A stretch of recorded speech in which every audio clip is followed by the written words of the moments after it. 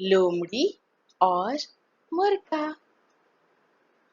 पंचतंत्र की कहानियों में से एक कहानी आपके लिए।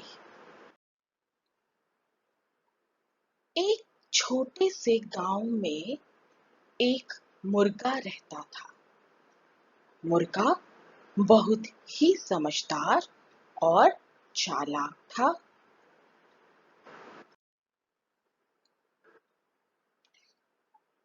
एक दिन गांव में एक लोमड़ी आई। लोमड़ी ने देखा कि एक मुर्गा पेड़ की टहनी पर बैठा हुआ था।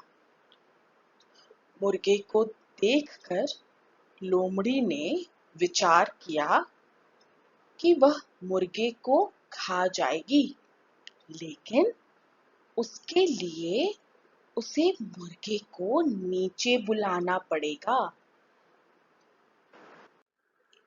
अब लोमड़ी ने विचार किया कि वह मुर्गे को बेवकूफ बनाएगी और उसे नीचे लेकर आएगी। यह सोचकर उसने मुर्गे से कहा, तुम वहां ऊपर क्या कर रहे हो? नीचे आओ, हम दोनों बैठकर एक साथ ढेर सारी बातें करेंगे। ऐसा कहकर लोमड़ी मुर्गे को बेवकूफ बनाना चाहती थी। मुर्गे ने कहा, नहीं, मैं नीचे नहीं आ सकता, क्योंकि मुझे खूंखार जानवरों से डर लगता है। इसलिए मैं तुम्हारे पास नहीं आ सकता।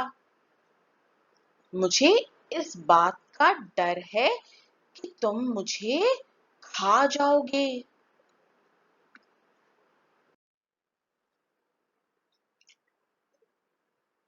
अरे, तुम्हें नहीं पता? लोमड़ी ने कहा, आज जंगल के सभी जानवरों ने फैसला लिया कि वे दूसरे जानवरों के साथ मिलकर रहेंगे और एक दूसरे का शिकार नहीं करेंगे। इसलिए अब तुम्हें डरने की कोई जरूरत नहीं है।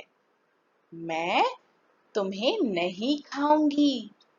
नीचे आ जाओ, बैठकर बात करते हैं।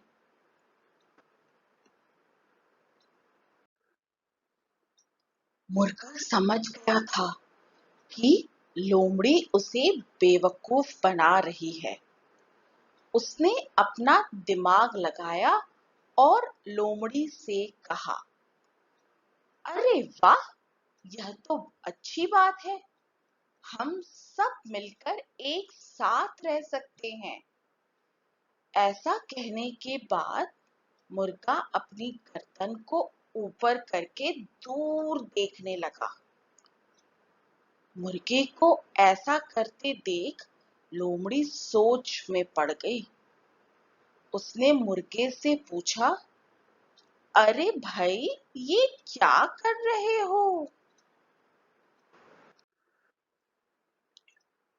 कुछ नहीं, बस, मुर्गे ने कहा, मुझे ऐसा लग रहा है जैसे जंगली कुत्ते झुंड में इसी तरफ आ रहे हैं। यह सुनकर लोमड़ी घबरा गई और वहां से निकलने की कोशिश करने लगी। मुर्गे ने पूछा, तुम क्यों जा रही हो? हम तो बैठकर बात करने वाले थे ना। जब जंगली कुत्ते आएंगे तो उन्हें भी बुला लेंगे बातें करने। नहीं नहीं, मैं यहाँ नहीं रुक सकती। अगर मैं रुकी तो जंगली कुत्ते मुझे खा जाएंगे, इसलिए मुझे यहाँ से जाना पड़ेगा, लोमड़ी ने कहा। इस पर मुर्गे ने बोला, लेकिन ये तो सुबह ही फैसला हुआ था ना कि जंगल के सारे जानवर एक साथ मिलकर रहेंगे और किसी को नहीं मारेंगे। फिर तुम जंगली कुत्ते से क्यों डर रही हो? लोमड़ी ने मुर्गे से कहा, बात यह है कि यह खबर अभी तक जंगली कुत्तों तक पहुंची नहीं है, इसलिए मुझे यहाँ से भाग जाना पड़ेगा। यह कहकर लोमड़ी तुरंत वहां से भाग गई और इस तरह मुर्गे ने अपनी सूझबूझ से अपनी जान बचाई। कहानी से सीख। इस कहानी से हमें यह सीख मिलती है कि कभी भी आंख मूंद कर किसी की बातों में नहीं आना चाहिए। हमें अपनी समझदारी दिखानी चाहिए।